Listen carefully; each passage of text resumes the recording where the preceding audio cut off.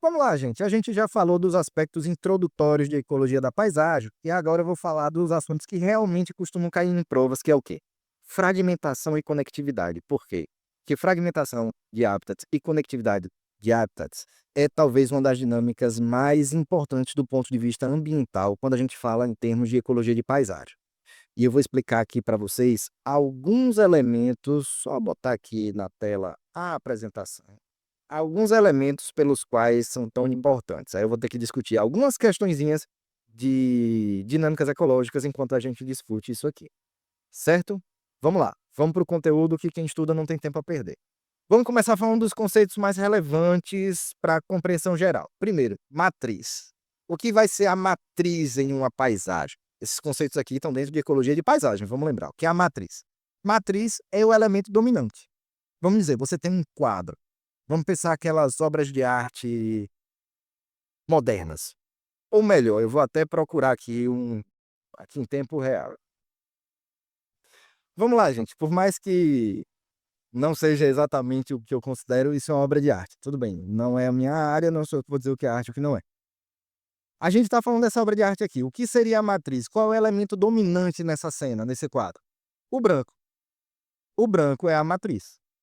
A banana e a fita crepe é uma mancha. A mesma coisa vai ser na paisagem natural. Vamos dizer, você tem uma floresta imensa e no meio dele uma cidade. Qual é a matriz? A matriz vai ser a floresta. Se eu tenho uma imensa plantação de soja e eu tenho um fragmento de vegetação, uma ilha de árvores ali no meio, ali a matriz é a agricultura, é a soja. Então a matriz é o que domina a paisagem que está sendo analisada, certo? Por que eu fiz questão de botar esses dois exemplos tão diferentes?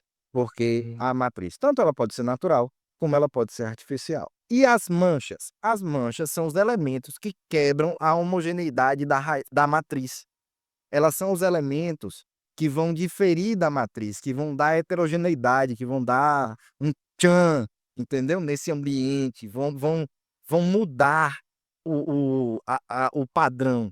Então, aqui, ó, a gente tem uma matriz aqui em branco, que vamos dizer é uma área antropizada.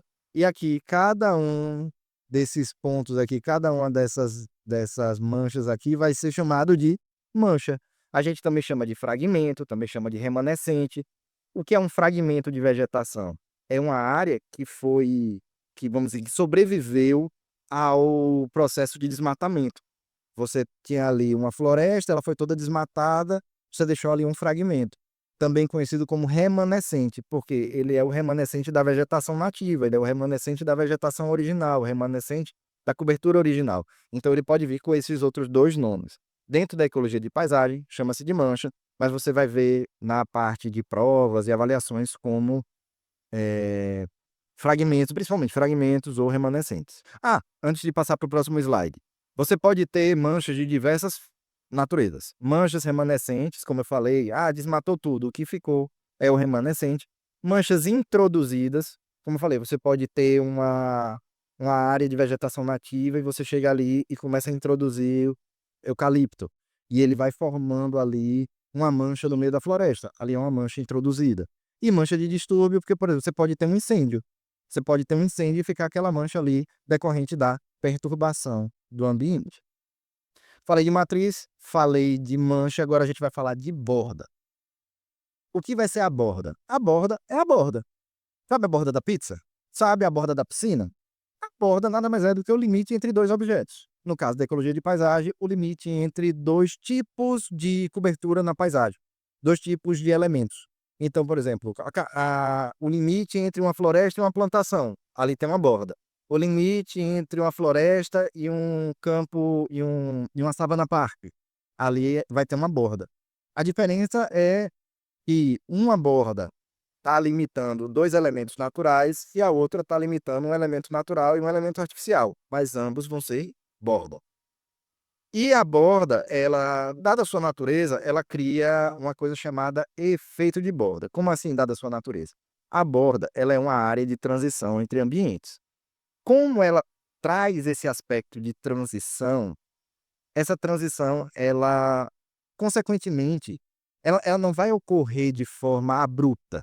Via de regra, pelo menos, ela não vai ocorrer de forma abrupta. Por quê? No meio ambiente, animal e planta não reconhece fronteira, certo? A luz não reconhece fronteira, o calor não reconhece fronteira, o vento não reconhece fronteira. Então, quando você tem uma mudança, uma quebra de um padrão, uma quebra de um objeto homogêneo ali e passa para um outro objeto, essa área ela é afetada por parte desse ambiente que está do outro lado da borda, da mesma forma que o lado de cá vai ser afetado em parte pelo que está do lado de cá. Vou desenhar aqui. Você tem aqui a borda, certo? Você tem o ambiente um e você tem o ambiente 2. Quando você tem a borda, que vai ter o chamado efeito de borda, a maioria das vezes é o seguinte: vamos dizer que o ambiente 2 é antrópico e o ambiente um é natural, tá? Você vai ter efeitos dessa ocupação antrópica invadindo parte do ambiente natural, a partir de sua borda, delimitado a um determinado alcance. Esse alcance vai depender muito do tipo de ambiente que você está tendo, que está sendo invadido, que está sofrendo o efeito de borda. Vai depender da forma do fragmento, vai depender de uma série de fatores. Mas o mais importante é, falou em borda, falou em efeito de borda. Eu vou fazer uma edição desse exato ponto. Eu vou passar o conteúdo do final de efeito de borda para cá, por uma questão didática. Quando eu fiz a avaliação do vídeo no momento da edição, eu percebi que não tinha ficado muito legal, então eu trouxe o conteúdo aqui para o começo e depois eu vou fazer um ajuste ao final do vídeo. Que a borda de qualquer remanescente, ela vai ser impactada pelos elementos do seu entorno. O efeito de borda, ele vai ser o quê? Ele vai ser um conjunto de alterações que vão acontecer em uma determinada mancha, na sua faixa mais externa aqui, ó, nessa faixa aqui, a área cinza é onde está o efeito de borda. Em função de quê? Em função de alterações de microhábitats, em função de alterações de elementos físicos, bióticos. Por que essas alterações acontecem? Eu tenho um fragmento aqui, pronto, 64 hectares de floresta. A luz que entra aqui, ela é a luz que vem de cima. Tem uma floresta densa aqui, floresta amazônica. A luz que entra aqui é a luz que vem de cima. A luz que entra aqui é a luz que vem de cima e a luz que vem de lado. Então eu tenho uma incidência maior de iluminação aqui. Se a luz aqui só vem de cima, a chance de eu ter espécies surgindo, espécies novas colonizando o chão da floresta é menor. Por quê? Porque as árvores já estabelecidas vão fazer sombra. Aqui eu tenho uma chance maior de invasão de outras espécies. Aqui tem uma chance menor de animais trazerem sementes exóticas. Por quê? Porque vai estar mais longe, ele pode ser predado, não é o ambiente natural dele. Aqui não. Aqui bateu um vento, a semente está dentro, entendeu? Então você começa a ter uma mudança na florística, você tem uma mudança na luminosidade que interfere na sucessão ecológica, interfere, por exemplo, na invasão por espécies que são exóticas. Você favorece espécies ruderais, espécies mais adaptadas a ambientes mais hostis. Você tem um crescimento maior de trepadeiras aqui, porque você tem essa luminosidade, começam a surgir epífitas, e aí você começa a ter uma dinâmica ecológica diferente. Os animais que ocupam a borda também vão mudar. Você vai ter uma riqueza maior no interior do que no exterior. Por quê? Poluição sonora atinge aqui em um nível mais elevado que aqui. Então, todas essas alterações ambientais vão fazer com que a borda do fragmento seja um ambiente alterado, seja um ambiente que não corresponde ao estado de clímax, digamos assim, ecológico. E quanto maior a fragmentação, mais efeito de borda eu vou ter.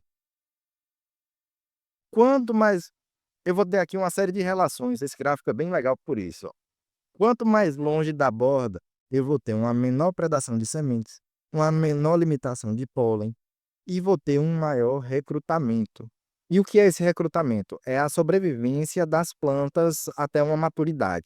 Então, eu vou ter uma maior chance de estabelecimento, né, das plantas ali. E no efeito de borda, aquelas espécies mais tardias, elas têm mais dificuldade de se estabelecer, porque elas vão ter uma maior competição com espécies ruderais, com espécies que são mais adaptadas a esse ambiente perturbado. Dentro da floresta, não. Eu tenho uma melhor, vamos dizer assim, um melhor estabelecimento daquelas plantas tardias, eu vou ter uma maior chance de sobrevivência dessas plântulas até um estado de maturidade. Então, além de tudo isso, Eu tenho o quê? O aumento da chance de extinção local das populações, porque como eu vou ter essa perturbação e eu vou ter invasão de outras espécies, tudo isso aí vai interferir nas dinâmicas ecológicas naturais do fragmento. E como é que se define o efeito de borda? Ele vai ter um alcance limitado. Cada ambiente vai ter um efeito de borda que vai alcançar uma distância diferente. Você tem estudos que para determinadas características determina 100 metros, para outras 200, vai variar muito na literatura. Então, eu não vou passar para vocês qual a faixa de efeito de borda, não vou passar isso para vocês. Mas ele vai depender do ambiente e das configurações do fragmento ali que você vai estar observando. E como consequência disso, você vai ter o quê? Uma redução dos hábitats de qualidade. Uma coisa interessante do efeito de borda é quanto mais deformado o fragmento, mais borda e menos área de núcleo, tá vendo? Menos habitat interior. Aqui a gente chama na parte de análise de métrica de paisagem de core, que seria o núcleo do fragmento.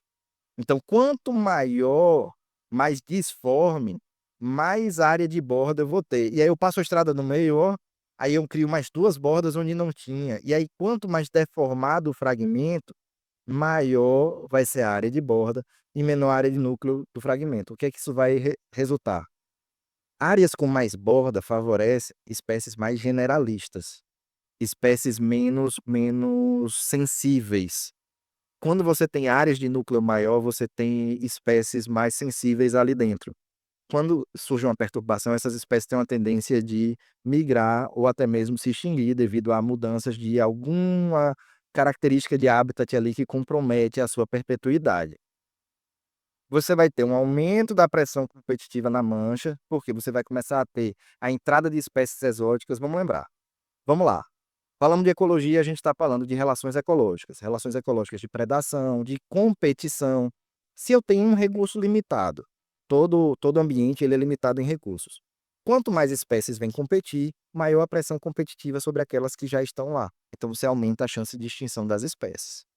Você vai ter uma maior vulnerabilidade à colonização por espécies exóticas, novamente, porque a área de borda ela vai favorecer a entrada, né, de novas sementes, de novos animais, e tudo isso vai resultar em um maior índice de mortalidade das espécies, especialmente as espécies que são mais adaptadas a esse ambiente interno aqui, porque você vai ter novamente alterações em temperatura, dinâmica de vento, você vai ter, em alguns casos, alteração de pH.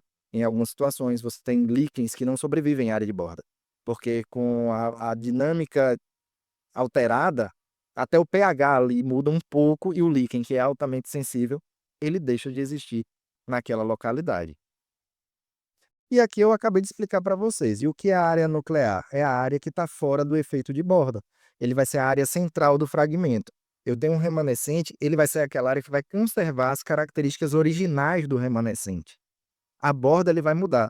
Uma coisa interessante quando a gente fala, por exemplo, de análise de supressão de áreas, né? Alguém está pedindo uma autorização para suprimir uma área. Tem que fazer um estudo da vegetação. Sempre se sugere que as parcelas a serem analisadas, né, as áreas de amostra a serem analisadas, estejam no núcleo do fragmento e não na borda. Por quê? Porque a borda vai criar um viés. Às vezes você tem uma espécie ameaçada aqui que não vai estar aqui. E isso aí pode comprometer completamente o estudo ambiental. Isso aí talvez não caia na prova, mas isso vai ser útil para você que vai passar no ICMBio, ou então que vai passar no IBAMA. Então, você tem um inventário florestal ou um estudo fitossociológico e as parcelas estão todas aqui, suspeite, alguma coisa estranha deve ter aqui dentro, tá? Eu falo isso com alguns anos de experiência de causa. Então, ele vai ter aqui a área central do fragmento, vai ser separado do limite, né, por esse buffer aqui, que é a borda. A borda, o limite está aqui. Aqui é onde está o efeito de borda, que é o buffer, né, que a gente delimita. A gente chama de buffer porque é o nome que se dá dentro do software de geoprocessamento, tá? E vai ser um dos indicadores de qualidade do fragmento. Vai estar lá nas métricas de paisagem que a gente falou, que vai estar nos slides de vocês. E outra coisa que a gente tem que falar também é um corredor. O que é um corredor? Pela definição, o corredor vai ser o quê? Vai ser um objeto linear que vai conectar dois elementos da paisagem. Linear não é retilíneo, tá? Você pode ter um corredor que ele pode ser ali, vamos dizer assim, que vai seguindo Por exemplo, um curso de um rio, aquela área de APP, ela pode ser, a gente vai falar de APP depois, tá? Eu estou adiantando, quem já sabe do que eu estou falando, mas você vai ter uma faixa de vegetação que vai seguir o curso do rio e vai conectar ali 2 fragmentos. E isso vai ser um corredor. Ele é linear, não confundir novamente, linear com retilíneo. Retilíneo é se ele fosse uma linha reta, ele não necessariamente precisa ser uma linha reta. E o conceito de perturbação, a gente já falou sobre isso, mas vamos reforçar agora na parte de fragmentação. Perturbação é tudo aquilo que vai mudar os padrões que estão ali em um estado de estabilidade da paisagem. Digamos, eu tenho uma floresta, passou um incêndio, é uma perturbação, porque você vai mudar as dinâmicas ali daquela paisagem. Floresta não, desculpa. Floresta vai ser um ecossistema, mas eu tenho um mosaico de vegetações. Teve um incêndio, atingiu elas ali, pronto, vai ser uma perturbação. Por quê? Porque ali você vai ter uma colonização, vamos dizer que atingiu uma área de floresta. Antes de voltar a ser floresta, vai se formar um campo, então a dinâmica é outra. E aí vem o processo de sucessão ecológica. A sucessão ecológica ela leva tempo. Foi perturbado o ambiente. De repente eu tinha uma área que era uma floresta única, e aí passou a ser uma paisagem a partir do momento que se tornou heterogênea, porque passou um rio, o rio Amazonas desceu ali no meio. Pronto. Uma mudança geológica, subiu uma placa, um rio desceu ali. Pronto. Ali eu tenho uma barreira geográfica, é uma perturbação. A dinâmica foi afetada. Então, como a gente falou da última aula, a maior parte das perturbações vão resultar em quê? Fragmentação dos hábitats. O que é a fragmentação dos hábitats? Nada mais é do que a separação de um habitat, ora unificado, em porções diferentes, separadas por um, um novo tipo de cobertura do solo, certo? Novamente, pode ser um rio que passou a correr ali, pode ser uma estrada que passaram ali no meio. Isso vai fazer com que aquele elemento da paisagem seja dividido. Aí quando a gente fala de fragmentação de hábitats, a gente está falando de paisagem natural, tá? De elementos naturais. Porque você pode ter uma fragmentação da cidade? Pode. Você pode ter uma cidade e passarem um muro no meio, tipo Berlim, né? E fragmentou. Você dividiu a população em 2 cidades diferentes, em 2 países diferentes. Ok, mas não é isso que a gente está tratando aqui. A gente está tratando de elementos naturais. A fragmentação de habitat, ela vai ser a separação desses habitats, com a separação de suas populações. Esse é um aspecto fundamental da fragmentação. A fragmentação, ela vem junto com a separação não só do ambiente físico, mas do componente biótico. Ele vai separar as populações, animais e vegetais que estão ali naquele ambiente, naquele habitat ora unificado. E aí, o que que essa fragmentação vai trazer como consequência? Ela vai trazer para você a redução de habitat, porque vamos lembrar, toda fragmentação, ela vem de uma redução do habitat. Mas e se for um ambiente natural? Beleza, menos mal, mas o habitat original ele foi reduzido. Porque não tem como você separar esses 2 habitats sem criar um obstáculo no meio. Então, vamos dizer, eu tenho uma mancha de 10 hectares. Vamos aqui de novo para a canetinha. Eu tenho uma mancha aqui de 10 hectares de floresta. Aí, de repente, surge aqui um corredor de savana no meio. Eu sempre gosto de usar savana porque ele é bem diferente da floresta, de 2 hectares. Quanto é que sobrou dos meus habitats originais aqui? 4 e 4. Sobrou 8, separados em 2 unidades de 4. Então, eu tive uma redução líquida do habitat na paisagem. Por que que eu acrescentei isso no final? Porque isso vai ser um parâmetro de análise da paisagem. Só uma pausa para o cafezinho. Essa eu não vou cortar da edição não, porque o café é um fator importante também para vocês que estão estudando. O que é que isso pode acarretar? Isso pode acarretar como consequência também, além da redução, a própria redução, como eu falei com vocês, já acarreta impactos na população, porque você diminui a área disponível, a área de vida desses animais ali, dessas plantas que estão ali naquele ambiente, mas isso também pode gerar um processo de isolamento. Vamos dizer que ao invés de ser aqui uma área, digamos, de, sei lá, 20, 30 metros, tenha 1 quilômetro separando esses fragmentos, surge uma cidade no meio. Como é que um animal do fragmento A vai chegar no fragmento B atravessando uma cidade? É muito improvável. Então você vai gerar o isolamento dessas populações, porque agora você passa a ter 2 populações. E agora, o que é que eu faço? Não faz, porque não tem como esse animal passar, a não ser que você crie estruturas e instrumentos para restaurar a conectividade da paisagem. Mas se isso não acontecer, você vai criar um isolamento geográfico, essas populações vão ter, digamos assim, vão ter com a incapacidade de trocar genes, eles vão sofrer como consequência ou um processo de especiação. Se a área que ficou para eles for muito pequena, eles podem começar a incorrer num processo de endogamia, que vai gerar uma depressão endogâmica, que pode gerar também a extinção da população. Pelo quê? Pela falta de variabilidade genética.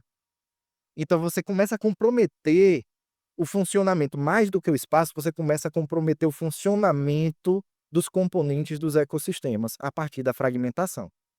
E quando a gente começa a falar de fragmentação, muita coisa do que se trata de dinâmicas entre fragmentos foi importado de uma área da ciência chamada biogeografia de ilhas. Como é que a biogeografia de ilhas funciona? Ela funciona através do estudo das dinâmicas de populações dentro e entre ilhas próximas.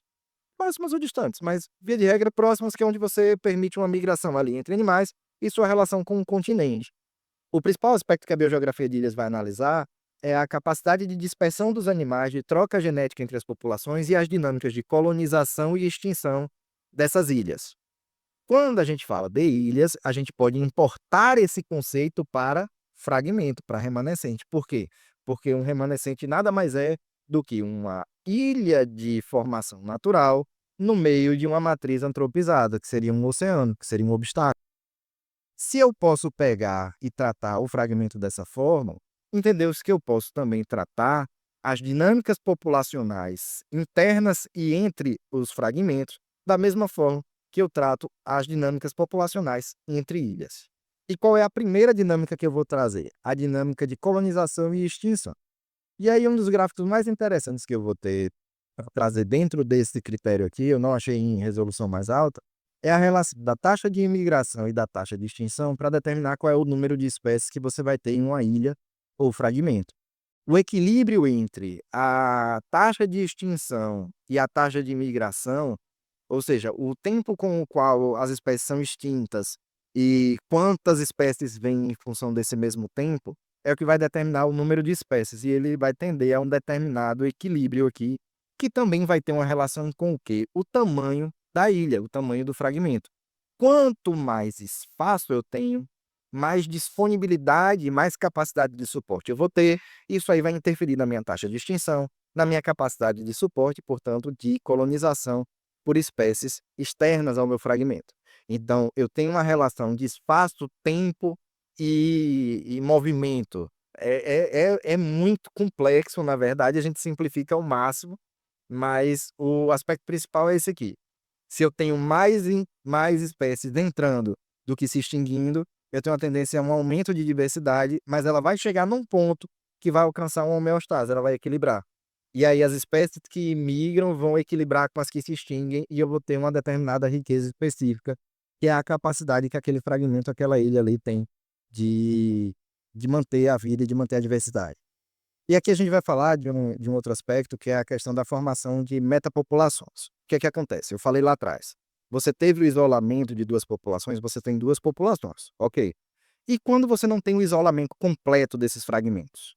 Você vai formar o que se chamam de metapopulações, que é o quê? São populações que estão situadas em fragmentos diferentes, mas que têm uma dinâmica de troca de genes entre si, formando, na verdade, uma população única.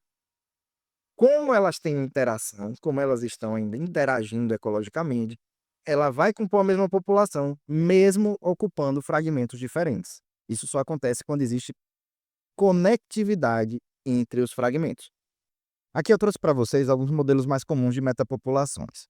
O primeiro deles é o modelo clássico, onde você tem dinâmicas locais mais rápidas do que a dinâmica regional como um todo. Você não tem um fragmento predominante, mas você tem aqui a migração ocasional entre fragmentos que mantém esses fragmentos em um estado de equilíbrio. Na verdade, mantém esse grupo de fragmentos, melhor dizendo, em um estado de equilíbrio. A gente tem aqui um modelo de continente e ilha. Nesse modelo você tem um fragmento dominante e você tem aqui pequenos fragmentos satélites. Esse modelo dominante, esse fragmento dominante, ele vai ter uma qualidade melhor. E aí ele tem uma produção de excedente de filhotes que vão migrar e vão reabastecer essas ilhas aqui. Nas ilhas, você tem uma chance maior de extinção e na área de núcleo, na área de fonte, você tem uma chance muito mais baixa por se tratar de um habitat de melhor qualidade. Seja em questão de tamanho, de recurso, basicamente ele funciona como uma fonte e as ilhas como um potencial sumidouro. Ele não é igual ao modelo fonte-sumidouro, não é a mesma coisa, não é o mesmo modelo de dinâmica populacional, mas ele guarda essas similaridades, onde você tem um fluxo que vai do continente para as ilhas. Você não tem uma retroalimentação, digamos assim, significativa. Você tem aqui um modelo de populações em mancha, onde você tem uma intensa troca entre os fragmentos. Aqui você tem uma paisagem muito conectada e muito interconectada. Então, não é só o fato de que você tem o fragmento A conectado ao fragmento B e o B ao C. Não, todos eles não, mas cada um deles se conecta com diversos fragmentos, de forma que você consegue ter uma metapopulação com uma dinâmica muito intensa de troca genética, de dispersão, de imigração entre os fragmentos. Isso aqui garante que o grupo de fragmentos garante que essa população na paisagem, nessa escala regional, ela tenha um risco muito menor de extinção. E aqui, por último, um modelo de metapopulações em desequilíbrio. Você tem uma série de fragmentos, nenhum deles é significativamente maior que o outro e todos eles estão isolados. Como resultado desse isolamento, você tem uma chance muito maior de extinção da espécie como um todo aqui, nessa escala em que você está observando. Então, aí eu vou até fazer um recorte. Em caso de espécies endêmicas, quando você tem a fragmentação do habitat, você eleva muito a chance de extinção, em definitiva, extinção na natureza dos animais, porque você reduz o seu habitat, você reduz o fluxo gênico, você aumenta o risco de extinção da população que só existiria aqui nessa região. Quando você chega a um ponto no qual a fragmentação causa a formação de uma metapopulação em desequilíbrio. E como é que você evitaria isso? Através da restauração de mecanismos de conectividade entre esses fragmentos aqui, que a gente está vendo que nesse momento não tem nenhum tipo de fluxo entre eles. E o que é que pode ocasionar esse desequilíbrio? Podem ser barreiras geográficas, novamente, né? Podem ser barreiras geográficas, pode ser a distância entre os fragmentos, uma matriz pouco permeável, enfim, uma infinidade de fatores. E uma vez que a gente observou aqui as dinâmicas espaciais, vamos falar agora das dinâmicas em termos espaço-temporal. Porque o tempo, só pelo tempo, ele não vai interferir tanto, porque a gente analisa a dinâmica da paisagem, né, das transformações da paisagem. Uma coisa curiosa que eu queria trazer para vocês é isso aqui, esse gráfico. Você tem uma relação entre paisagem e população. Você tem uma determinada feição, ou seja, você tem um determinado elemento. Eu tenho 500 hectares de floresta. Se eu tenho uma perda de 100 de uma vez só, a população não vai cair de imediato. Vai ter um determinado delay, vai ter um atraso do tempo de resposta entre o que acontece com a paisagem e o que acontece com a população. Quando essa mudança é gradual, existe uma certa tendência de acompanhar, né, de ser acompanhado pela população. Por quê? Porque a população vai se adaptando conforme a mudança vai ocorrendo. Quando é drástico, muitas vezes ocorre um delay aqui entre a população, entre o resultado, entre o que ocorreu com a paisagem e o que ocorreu com a população. E aqui você vai ter uma situação onde ocorre novamente um certo atraso. Você vê que durante o período de decaimento já começa o período de resposta da população, mas mesmo depois que cessa a intervenção na paisagem, continua com um decaimento das populações residentes. Um exemplo do que pode ser isso aqui. A paisagem, o elemento da paisagem foi destruído acima do limiar de extinção. E aí, com o tempo, essa espécie aqui vai desaparecer. Não é imediato, a não ser que você, obviamente, acabe com todo o elemento, né, toda a existência do elemento. Mas você só acabou com a capacidade de suporte, você vai levar um tempo até ter realmente o impacto total sobre a população. E um exemplo de dinâmica espaço-temporal, 2 exemplos, na verdade, aqui, são o efeito do fundador. E como é que vai funcionar o efeito do fundador? Você vai ter uma população original em um fragmento ou em um continente. Essa população vai migrar para uma ilha, ou seja, para um fragmento mais isolado, e o que é que vai acontecer com ela? Ela vai provavelmente passar por um processo de especiação. Por quê? Como esse fragmento é isolado, ele não tem esse fluxo gênico bem estabelecido. Como essa troca genética não acontece com frequência o suficiente, às vezes foi só uma migração eventual e ocorreu a colonização, com o passar do tempo, esses indivíduos vão se diferenciar numa nova espécie, é um tipo de especiação alopátrica. A gente vai falar um pouco sobre isso quando a gente falar de taxonomia, eu acredito que tem um tópico específico da parte de evolução, a gente vai passar alguns conceitos gerais. Qual é a parte importante para saber de efeito fundador? Você tem uma subamostra dos genes daquela população que colonizou um novo espaço. Essa subamostra não é variada o suficiente para sustentar a similaridade entre as espécies, e o isolamento faz com que a seleção natural nesse novo habitat selecione caracteres por vezes diferentes dos caracteres da população original. A tendência com o isolamento geográfico das populações vai ser o quê? O processo de especiação, ou seja, esse grupo fundador vai se tornar uma nova espécie com o passar do tempo. Por outro lado, você tem um outro processo que tem uma dinâmica temporal negativa, que vamos dizer, o efeito fundador, ele gera uma especiação, mas ele não é um efeito negativo em termos que ele aumenta a riqueza de espécies, né, você tem uma nova espécie ali que surgiu, ou uma subespécie, enfim. Já outras dinâmicas temporais têm uma tendência de levar a espécie ao processo de extinção propriamente dito. E aí a gente vai falar de quê? A depressão endogâmica. Aqui a gente está falando de uma coisa um pouquinho mais grave, que é o seguinte: você tem uma população que ela é isolada a tal ponto que os animais não conseguem mais dispersar. Uma coisa importantíssima, gente, para a manutenção das espécies é a capacidade de dispersão. Por quê? Dispersão não é necessariamente sair de um país para o outro, tá, gente? Mas deixar o seu núcleo familiar de origem, né? Deixar o seu núcleo genético, vamos dizer assim, o seu pool genético de origem ali. Por que isso? Você tem um motivo pelo qual casamento entre parentes não é bem visto na humanidade, né? Porque você tem uma chance maior de problemas genéticos devido à endogamia, devido à reprodução ali dos mesmos genes, à recombinação dos mesmos genes dentro deles mesmos. Isso vai acontecer também com animais. Se você reduz a tal ponto o ambiente desse animal, que ele não consegue mais ter uma variabilidade genética suficiente para ter diferentes populações, ou que ele fica tão limitado no espaço que todo mundo ali já virou parente, você vai ter você vai começar a ter a endogamia, ou seja, a reprodução entre indivíduos muito próximos, geneticamente falando, ou seja, é o primo, né, primo com primo, primo pegou a prima ali, pá, tal. Não dá legal. Você tem um caso dos leões da cratera Ngorongoro, se eu não me engano, é um nome estranho do vulcão, que são esses leões aqui, tá? Eles são enormes, eles são, inclusive, extremamente estudados, eles foram isolados dentro dessa cratera, por razões naturais. E o que é que acontece? Eles têm um problema de fertilidade. Os machos, os espermatozoides do macho, eu já tive a oportunidade de ver algumas lâminas em livros, texto, tem muitas deformações dos espermatozoides. Então você começa a ter uma queda na fertilidade e logo você tem uma queda na chance de sobrevivência dessas populações. Por quê? Quem não reproduz não prospera. Na natureza funciona dessa forma.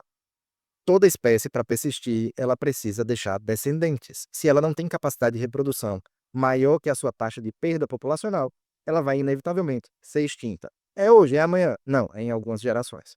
Então, você tem como um grande problema do isolamento desses fragmentos, né, dessa questão do, por exemplo, como eu mostrei, uma metapopulação em desequilíbrio, a questão da endogamia, que pode levar à extinção da espécie e não apenas à queda de fertilidade. Você tem uma chance de deformações morfológicas, de problemas de saúde dos espécimes como um todo. E o que é que vai ajudar a rebater isso aí? A capacidade de dispersão das espécies é um dos fatores, e aí a gente vai ter o quê? Vai ter a influência de fatores endógenos, ou seja, fatores que são natos àquela espécie. Vamos voltar para o bicho preguiça. O bicho preguiça tem uma capacidade de dispersão, um condor, uma águia careca americana, uma arpia tem uma capacidade totalmente diferente. Uma onça pintada tem uma capacidade totalmente diferente. Uma onça pintada atravessa um rio. Aí você pega um bicho preguiça, não atravessa. Muitos primatas, eles não nadam. Tem vários primatas que não nadam. E aí você começa a ter, né, a partir do surgimento de barreiras geográficas, a especiação desses animais em virtude disso. Mas em termos de conectividade, de fluxo genético, ou seja, de transporte e como esse gene se movimenta na paisagem, se movimenta entre os ambientes, porque vamos lembrar também o seguinte, vamos lembrar não, né, vamos parar só um segundinho, que eu estou falando muito de gene. Vamos pensar no seguinte, todo ser vivo, ele é um reservatório de genoma, ele é um reservatório de genes. Esses genes, eles têm, digamos assim, um interesse em migrar, em se espalhar na paisagem. Como eu falei agora há pouco, para evitar endogamia, para aumentar a variabilidade genética da população e melhorar sua capacidade de sobrevivência, sua capacidade adaptativa. Quanto melhor a capacidade de dispersão do animal, melhor vai ser a sua chance de sobrevivência. E aí, novamente, adaptações morfológicas ou fisiológicas vão ajudar. Plantas, por exemplo. Ah, eu não sei, eu não consigo andar, o que é que eu faço? Eu pego minha semente e disperso ela no vento, tipo dente de leão, que o vento leva a semente para longe. Né? A gente chama de anemocoria, anemo que vem de vento. Eu tenho o carrapicho ali que fica preso no pelo de um animal. O carrapicho prendeu, o animal foi para longe, a semente vai cair longe e vai colonizar um novo local, vai polinizar com outras plantas com uma chance menor de endogamia ali. Zoocoria, dispersão por animal. Você vai ter adaptações fisiológicas, morfológicas, questões de mobilidade, enfim, tudo isso aí vai interferir. Tudo isso aí vai definir, melhor dizendo, a capacidade de dispersão de uma determinada espécie. E você vai ter também os fatores exógenos. Quais são os fatores exógenos? O ambiente. Surgiu uma cordilheira de montanhas. Ah, eu não consigo transpor, uma barreira geográfica. Ah, surgiu um rio, meu Deus, agora eu não consigo mais passar. Ah, caiu uma árvore em cima do rio, agora eu consigo passar.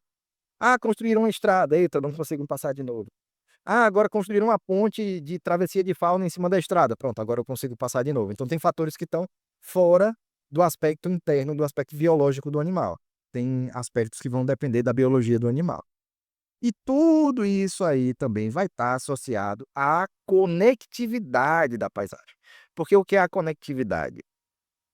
Ela é, digamos assim, ela é o contrário do isolamento. Na verdade, a falta de conectividade é o que acarreta o isolamento. Porque o que é a conectividade, né, no final das contas? A conectividade é o nível de inter-relação entre os fragmentos, é o grau de interação entre esses elementos da paisagem ali, certo? A gente vai falar melhor da definição dela, mas por cima é isso aí. Então, se eu tenho pouca mobilidade, mas a paisagem está bem conectada, eu consigo migrar. Se não tenho mobilidade e a paisagem está isolada, eu não consigo migrar. E isso aí vai gerar aquelas consequências que a gente já falou. E agora falando de fluxo gênico, eu falei agora há pouco. Eu acabei de explicar para vocês o que era fluxo gênico, né? O fluxo gênico ele vai ser o processo de transferência desses alelos entre populações diferentes. Então, eu tenho um animal de uma população A.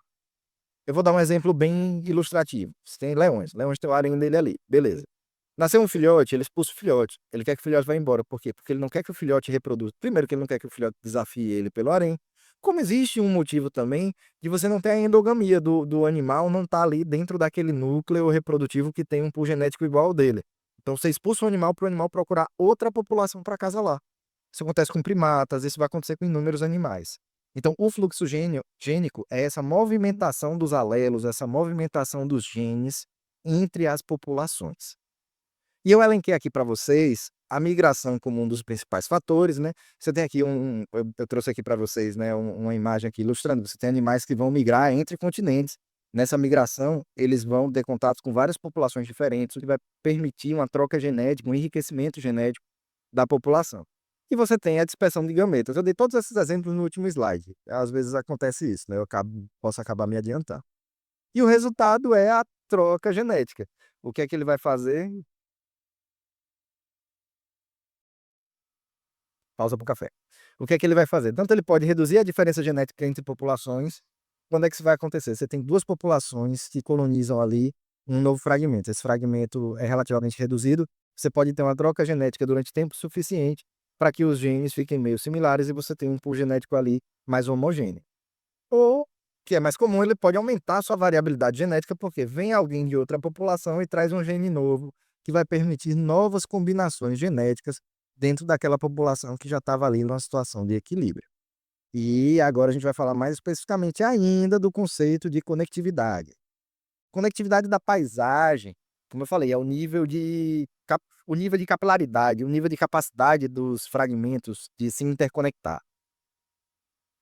E aí essa conexão ela pode ser tanto direta com a formação de um corredor, ela pode acontecer através de uma difusão, né, da matriz, ou de stepping stones, que são os trampolins ecológicos. Basicamente é o quê? Você tem uma fonte, e aí você tem entre a fonte e o fragmento de destino, vamos dizer, para onde os animais querem ir, você tem a cada 100 metros, 50 metros, manchas de vegetação e os animais vão migrando de um para o outro até chegar ao seu destino. E a conectividade é o que vai ser determinante para a capacidade das populações, das subpopulações, melhor dizendo, interagirem entre si em uma metapopulação. E isso aí vai depender também da permeabilidade da matriz. O que é a permeabilidade da matriz? Uma matriz permeável. Eu tenho duas florestas e eu tenho um sistema agroflorestal. O sistema agroflorestal é a associação entre vegetação nativa e atividade econômica. Ela vai ter um nível de permeabilidade melhor do que uma área que foi toda pavimentada para fazer um grande estacionamento. Então, a permeabilidade é o quanto essa matriz facilita ou dificulta a passagem dos animais através dela. Quanto mais energia o animal precisar em termos de esforço para atravessar a matriz, menos permeável ela é. E isso aí vai interferir, inevitavelmente, em tudo isso aqui que a gente está falando. Você vê que muita coisa que eu estou falando agora nesse slide, a gente já falou mais para trás, exceto pela permeabilidade em si. Por quê? Porque tudo vai estar conectado. A garganta já está aqui no limite, mas vamos que vamos. Quando a gente falou aqui de conectividade, gente, eu mostrei aqui para vocês o exemplo de stepping stones, que são os trampolins ecológicos, que é quando uma espécie usa fragmentos para alcançar manchas maiores, né? Você tem um fragmento maior, ele vai pulando de mancha em mancha até chegar num outro fragmento maior, porque os fragmentos maiores têm mais capacidade de suporte. Existe um conceito chamado lacunas críticas. O que é que acontece? Às vezes você tem um ambiente que já está fragmentado. Aí é onde vem o problema.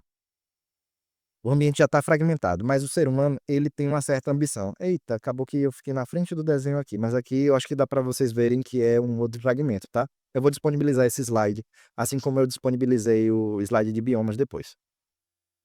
Peço perdão a vocês. Eh, Você tem aqui dois fragmentos que estão conectados através de trampolins ecológicos, certo? Se eu suprimo isso aqui, se eu chego ali e desmato para plantar soja, eu crio uma lacuna crítica, um critical gap, que é o quê? Eu criei um espaço que a espécie que está aqui, ela consegue andar, por exemplo, vamos dizer, ela consegue andar aqui 100 metros, mas ela não consegue andar 300 metros. Então eu criei aqui duas populações, população um e população 2, isoladas entre si, devido à distância que eu criei entre esses dois fragmentos, que serviam como trampolim ecológico para a espécie. Então, eu reduzi aí a capacidade, eu reduzi a conectividade dos ambientes, eu reduzi a conectividade da paisagem. E como é que eu posso recuperar essa conectividade? Criando corredores ecológicos. Corredores ecológicos podem ser criados utilizando diversas formas. Tanto ela pode ser criada com a criação de corredores ecológicos. Vamos lembrar, corredor ecológico é o quê? Uma feição linear que vai conectar dois fragmentos. Então eu posso fazer um plantio de árvores e criar um corredor contínuo. Eu posso reconectar a paisagem através de trampolins ecológicos. Eu posso fazer dessa forma aqui que tem sido muito feita, pontes ecológicas. Eu tenho uma área de floresta aqui, uma área de floresta aqui embaixo e uma estrada. Eu crio uma ponte que não é só uma ponte.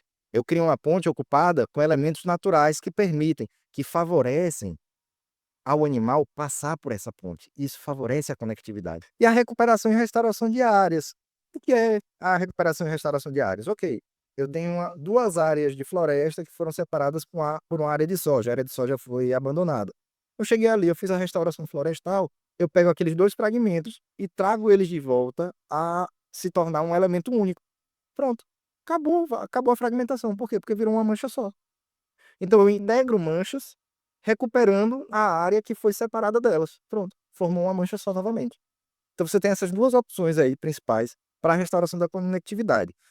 Novamente, a criação de corredores é interessante, mas você tem um porém. A criação de corredores não elimina o problema da redução de hábitats. Recuperar a conectividade entre os hábitats, a conectividade da paisagem não vai, remediar o problema da redução dos hábitats disponíveis e do impacto que ele causa nas populações. E como é que a gente faz uma análise de tudo isso, né? Tudo isso que eu falei agora, fragmento, fluxo gênico, tudo isso. Vamos lá. A partir do momento que você teve a capacidade computacional melhorada, você tem aplicativos hoje que fazem isso. Antes isso era feito na mão, tá, gente? Mas hoje isso é feito através de aplicativos. Os cartógrafos não precisam mais ficar se matando em cima disso, que permitem a você quantificar, não é mais uma coisa subjetiva, eu avalio, ou até ali, vamos dizer, uma certa capacidade de métrica ali, em termos de um fragmento ou outro, não. Eu posso pegar uma paisagem inteira, rodar análises daquela paisagem e ter os resultados a níveis de paisagem de suas métricas. O que são as métricas? Cadê minha canetinha vermelha aqui? O que são as métricas? As métricas são indicadores, indicadores matemáticos que medem a qualidade só não, né, que medem a configuração da paisagem, vamos dizer assim, né, porque ele não vai dar exatamente uma medida de qualidade, mas ele vai lhe dar uma avaliação matemática da configuração daquela paisagem ali. E a gente tem métricas de diversos tipos, de padrão espacial, né, que você vai ter número de fragmentos, por exemplo. Então, se eu tenho uma área que tinha uma única cobertura e ele passou a ter 50 fragmentos, e nessa mesma área ele passa a ter 100 fragmentos, quer dizer que fragmentou mais. Então, a partir dessa análise do número de fragmentos, por exemplo, eu posso ter uma avaliação de qualidade ali daquela paisagem. Área total, quanto de cada habitat eu tenho naquela paisagem? Eu vou falar só de alguns aqui, tá, gente? Que novamente, eu vou disponibilizar isso aqui em PDF para vocês ao final da aula. Eu devo estar falando correndo, porque eu estou na segunda xícara de café. Nós temos métrica de tamanho e estrutura. Área do fragmento, que aí a gente já está indo para a questão de análise dos fragmentos em si.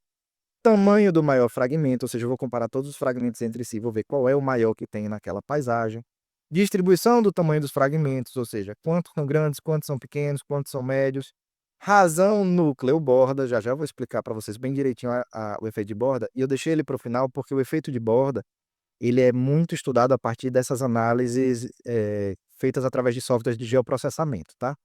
Mas vamos lá, núcleo borda, métrica de forma, o índice de forma. Você tem um aspecto interessante em termos de paisagem, que é o seguinte: você tem um fragmento. Quanto mais arredondado o fragmento, melhor. Quanto maior, melhor, porque você reduz o efeito de borda. Novamente, o efeito de borda, ele é um efeito que vai estar ali aonde? No limiar entre 2 elementos da paisagem. Então, você vai ter uma área ali de entorno, uma área ali dentro daquele fragmento que não vai ter as condições ideais, as condições exatas do ambiente natural. Por quê? Porque ele vai estar sofrendo influências externas. E para minimizar isso, uma forma circular ela é sempre melhor, o mais próximo possível da circular. Você vai ter métricas de conectividade, aí você tem índice de conectividade, distância média entre fragmentos, porque aí você tem a questão, da capacidade de dispersão da espécie, porosidade, que aí você vai ter a questão da capacidade de permeabilidade, digamos assim, né, vai ser algo próximo da permeabilidade. Métricas de diversidade, quantas classes de elementos diferentes você tem ali naquela paisagem, índice de dominância, qual é o elemento dominante, métricas de fragmentação. Então, tudo isso aqui você vai utilizar para avaliação da paisagem. Como eu disse, eu não vou discorrer aqui sobre cada uma dessas métricas, eu acho muito improvável que eles tragam alguma questão a nível de métrica em alguma prova que vocês vão encarar por aí. Mas eu vou deixar novamente isso aqui a título de referência, para que vocês, caso tenham curiosidade, podem consultar, ou depois eu posso até, se vocês tiverem interesse, fazer uma aula específica, tá? E essas métricas elas podem ser analisadas, elas podem ser calculadas em diversos níveis, em diversas escalas. Eu posso analisar ele na escala da paisagem, você vê aqui, ó, eu tenho um elemento maior, aqui eu tenho um subelemento, dentro desse subelemento eu tenho uma outra paisagem, tá vendo? Onde eu vou analisar aqui esse pássaro. Aí dentro dessa outra paisagem eu vou ter uma escala ainda menor que é da classe, aí eu vou olhar aqui a borboleta. Então eu vou ter a paisagem, que é o todo, que é o heterogêneo. Eu tenho a classe, que é, por exemplo, dentro de uma paisagem eu tenho os seguintes elementos: floresta, plantio de soja e cidade. Eu tenho 3 classes. Eu posso ter vários fragmentos de cada uma dessas classes, mas são 3 classes. E eu tenho o fragmento, e aí é cada um dos remanescentes separados, cada um dos elementos, desculpa, cada uma das frações dessa classe dentro da paisagem. Então, novamente, paisagem é o macro, classe é o elemento e fragmento é o micro. É aquele fragmento do elemento, é aquela porção do elemento que está ali dentro da paisagem. E aqui, para encerrar contextualizando tudo em uma única figura. Vamos lá. Uma mancha grande é melhor do que uma mancha pequena. Em termos de borda, um fragmento circular grande, mesmo tendo a mesma área, é melhor do que 4 pequenos ou um deformado, certo? Fragmentos agrupados vão ser melhores do que fragmentos que estão separados. Imagine, a espécie para migrar para cá tem que passar por aqui. A espécie aqui consegue migrar para os outros 2 fragmentos. Então, por razões bastante lógicas. Você consegue intuir um pouco qual é o melhor e qual é a pior configuração de cada um desses elementos. E ter um corredor sempre vai ser melhor do que ter a área separada, mesmo que a distância entre os elementos permita a dispersão de espécies. Espero que vocês tenham gostado. Espero que a didática tenha ficado boa. Se não ficou legal, deixa um comentário aqui, eu posso tentar rearranjar, editar o vídeo de uma forma que fique mais interessante para vocês, tá? Meu objetivo é que vocês absorvam esse conteúdo da melhor forma possível. Eu não quero trazer aqui o conteúdo, para mim não basta trazer o conteúdo com qualidade, tem que ter qualidade na hora de passar para vocês. Novamente, espero que vocês tenham gostado. Era isso que eu tinha para passar para vocês sobre ecologia de paisagens. Desejo a vocês um bom estudo, desejo a vocês sucesso nas provas. Feliz ano novo, que seja o ano da aprovação de vocês, que seja o ano de sua evolução profissional. Desejo a vocês tudo de bom. Vejo vocês na próxima aula, assim espero. Até lá.